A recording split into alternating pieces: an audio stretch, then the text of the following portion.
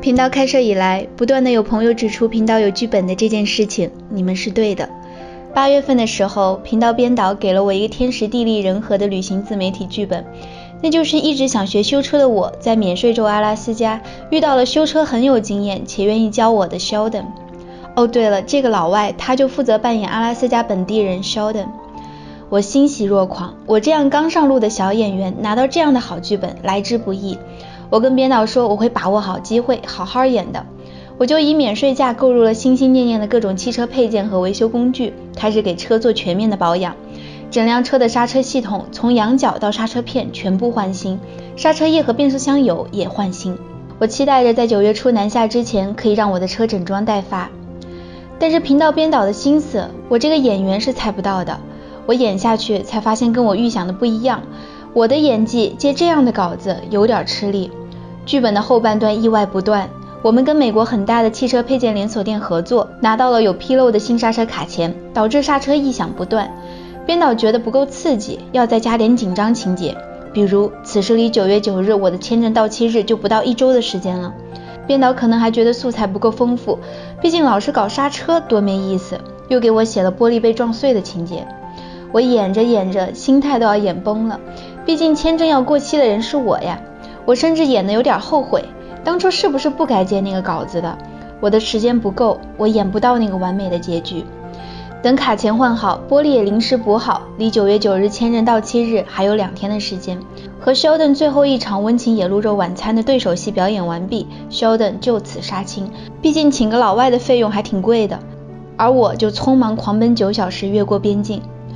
本来以为剧情可以告一段落，我可以拿到环游加拿大的新剧本了，但导演看到我进入了加拿大的荒野，他脑门一拍，嘿，这不是个好的取景地吗？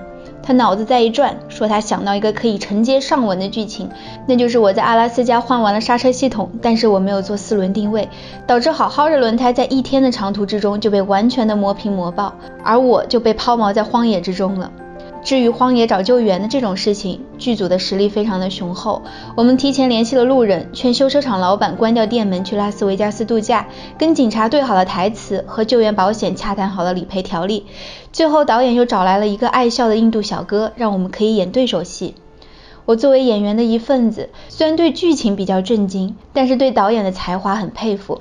整个剧情起承转合，严丝合缝。我觉得我好像知道原因，因为这个轮胎，你看它这边是好的，这边是坏的。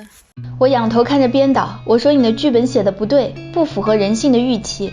抛4个硬币应该是一正一反，一正一反，你怎么写的是3个反面？还有一个，哦吼，咋还能给抛飞了？而且你的节奏把握的也不好，1个多星期的时间里，怎么能接连发生这么多的事情？你真当坏事都是扎堆来的，屋漏偏逢连夜雨吗？编导一笑说，嘿，这就叫随机，这就叫自然。我的剧本哪能让你猜到下一步？你能够做的就只有接受，再进阶一点，你可以大笑了之，再进阶一点，你现在还想不到。起初上路之前想要开设一个自媒体频道，很大的原因就是因为意外。房车旅行的开支，衣食住行方面都可以控制，但是意外带来的未知性，让我的旅行变成了修行。出意外了，好歹我可以把过程记录下来，出一集视频。这是我在我的能力范围内能够想到也能够做的风险对冲方式。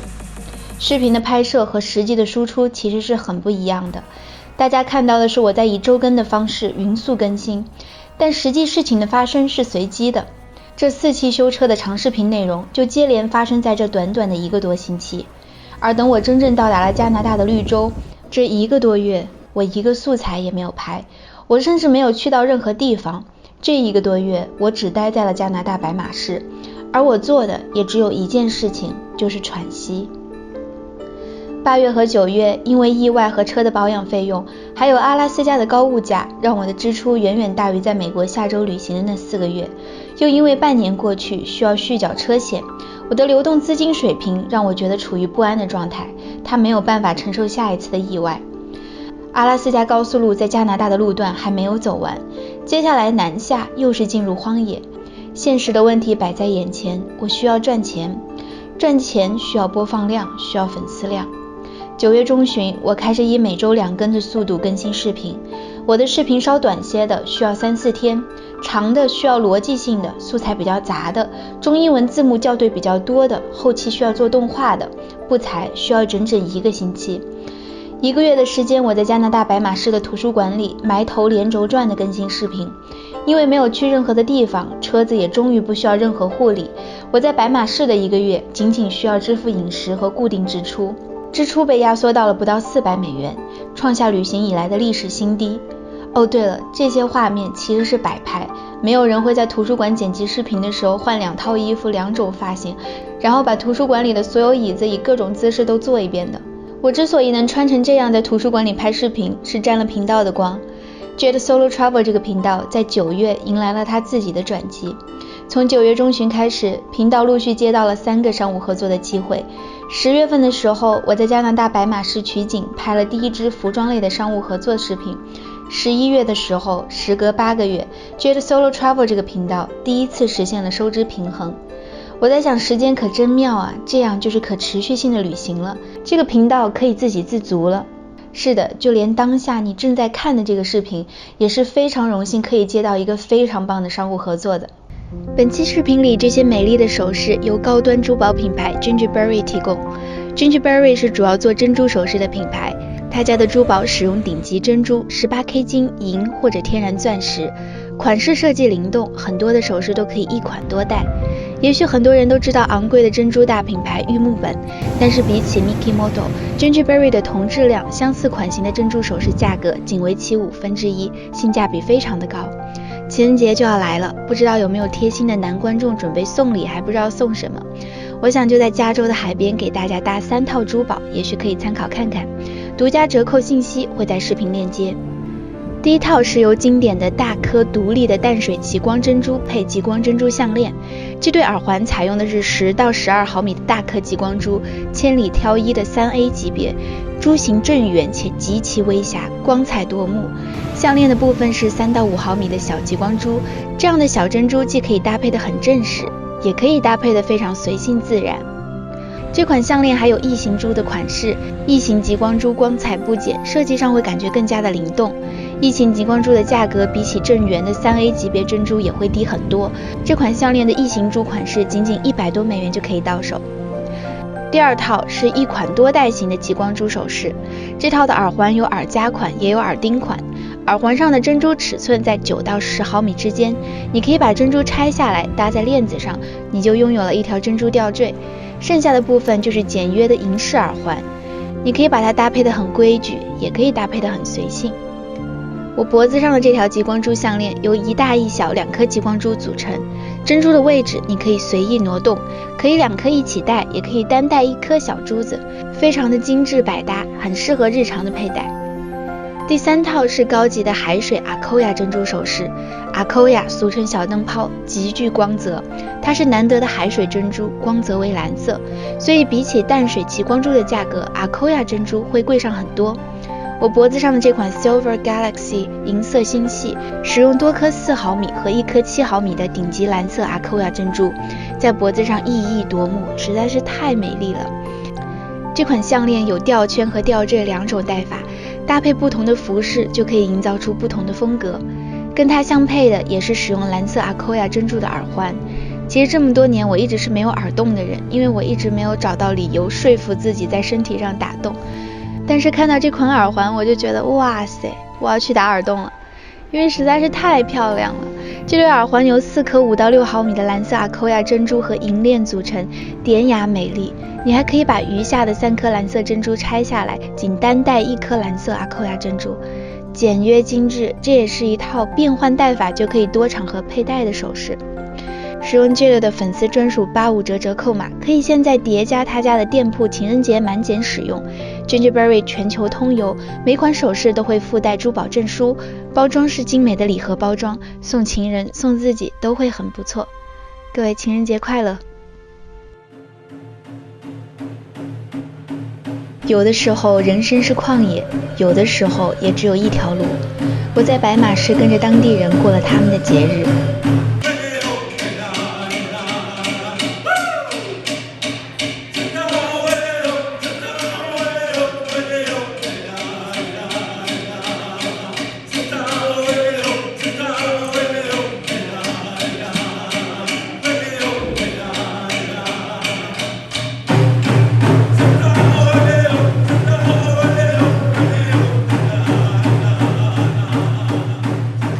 10月中旬了，天气转寒。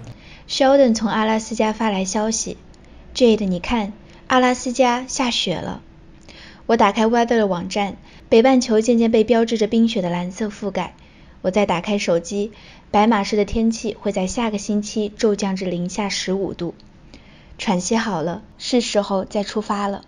现在已经山尖上都是雪了，云台看起来 OK。现在都是要环绕一圈。自从我在阿拉斯加抛锚了2次过后，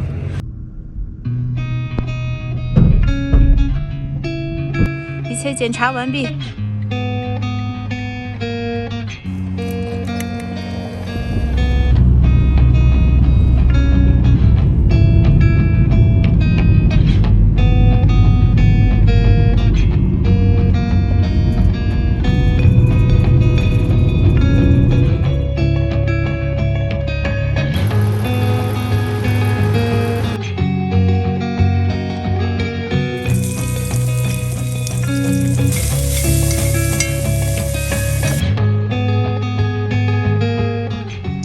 梭罗说，人活着不过是为了保暖。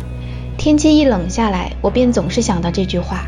是啊，一个人若是心里暖暖的，身体暖暖的，眼睛里有光，可不就是幸福的吗？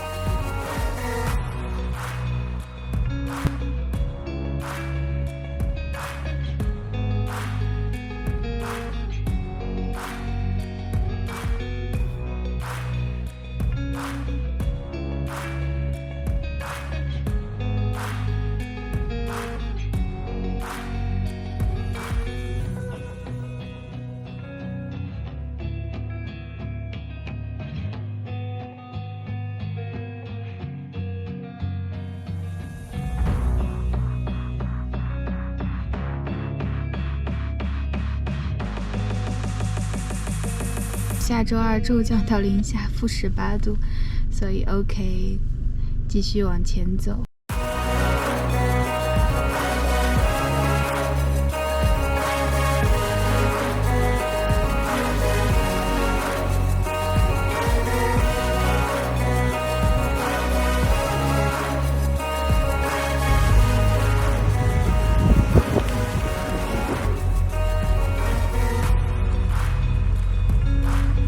我背后是牦牛，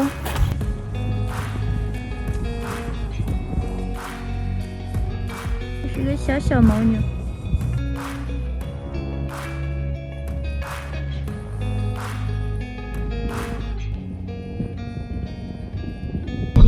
天空没有一朵云，偶尔飘来一丝半缕，转眼间就被燃烧殆尽了，化为透明的一股热气，不知消失到了哪里。开车的时候，我在听有声书，是李娟写的《我的阿勒泰》，里面描写到她的叔叔在新疆无人区抛锚，推了9个小时的车到家。我就在想，哇，原来推车也是一种抛锚的解决办法。我甚至感到有些诧异，是不是所有的问题都会有解决的办法？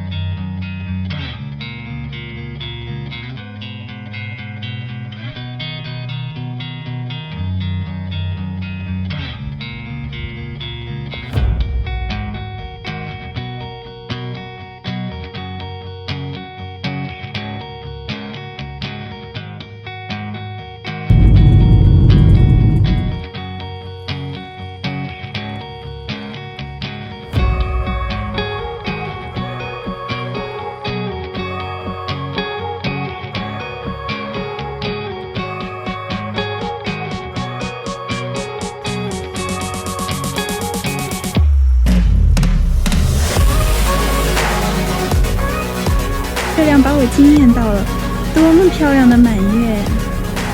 因为那轮月亮，所以我今晚决定住在这里，临时起意。这是一个休息区，大车也休息在这儿，然后那边有个观景台，然后有个卫生间。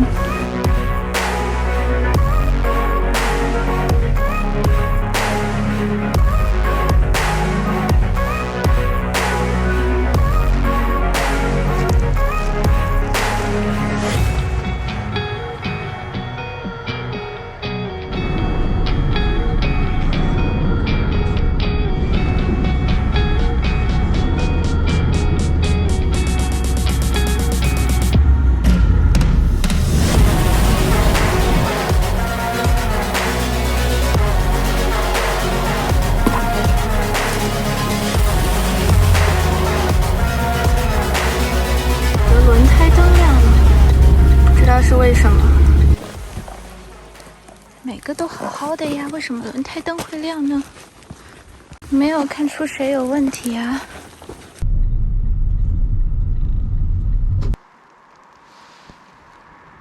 这个胎其实需要40，后面是49，但是现在大概只有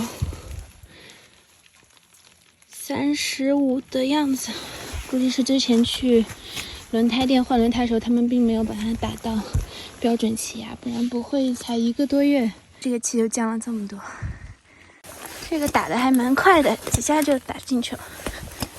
希望就是气不足导致的胎压灯亮，应该没有钉子吧？没看到有什么钉子。这个脚踏还挺容易上手的，我第一次用，感觉挺好用的。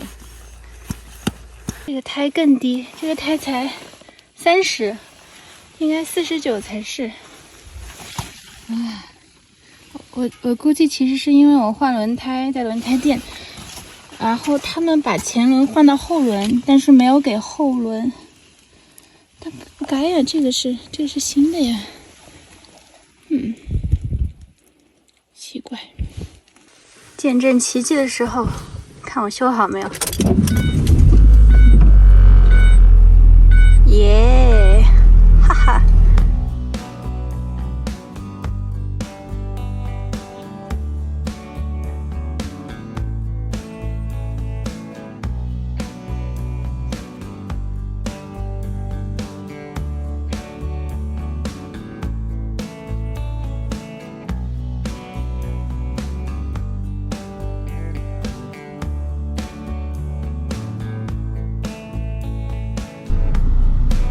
今天是 stealth camping， 城市里面隐秘的露营。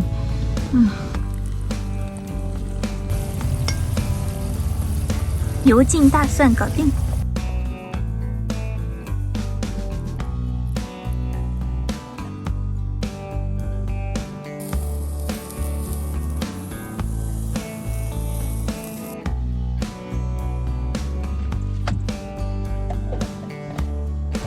啦啦啦啦，嘿嘿。反正就是得多开一开，希望这次南下路上不要出什么问题。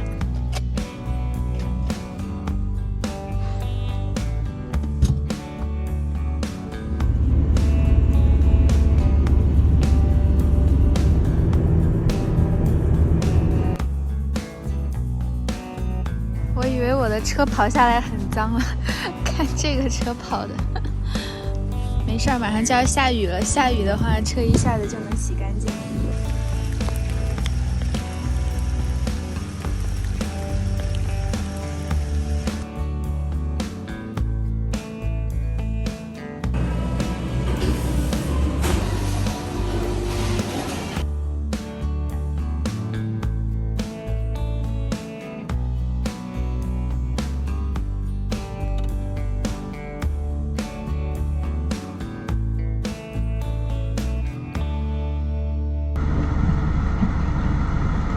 看不清路了。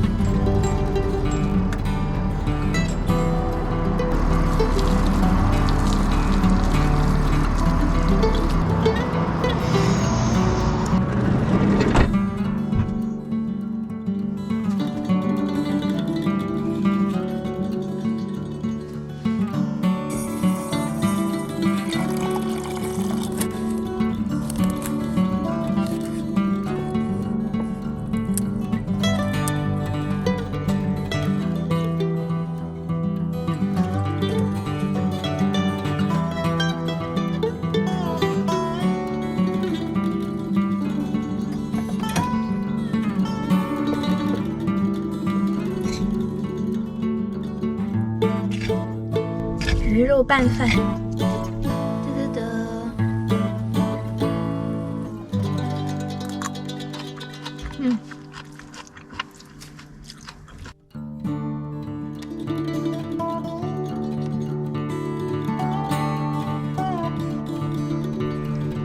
从北半球一路开下来，每天都在追逐阳光和温暖。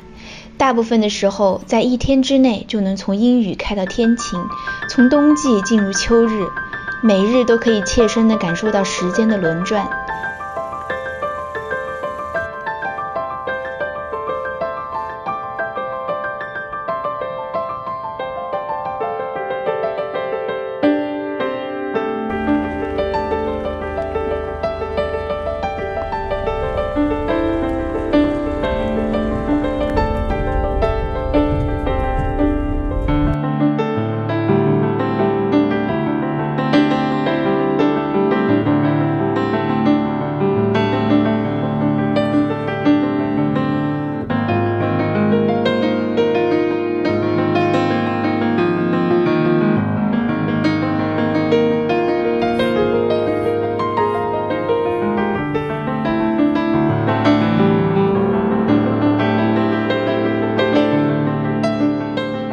我便一边开车一边收集这些不同时区和地区的秋叶。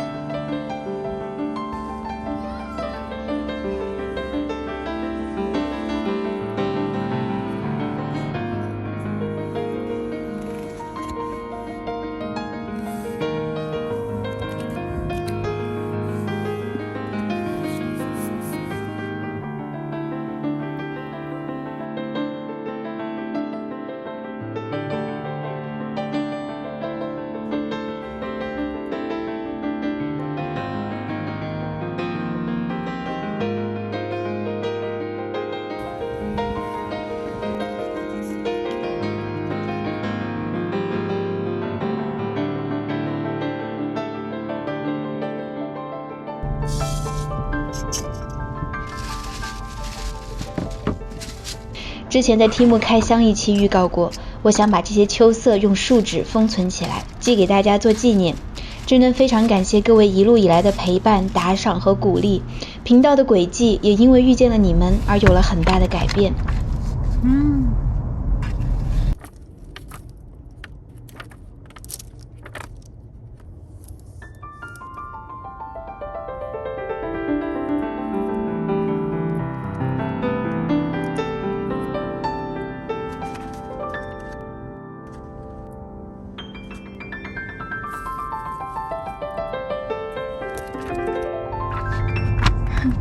在加州看到这些来自北半球的叶子，还是觉得很亲切的。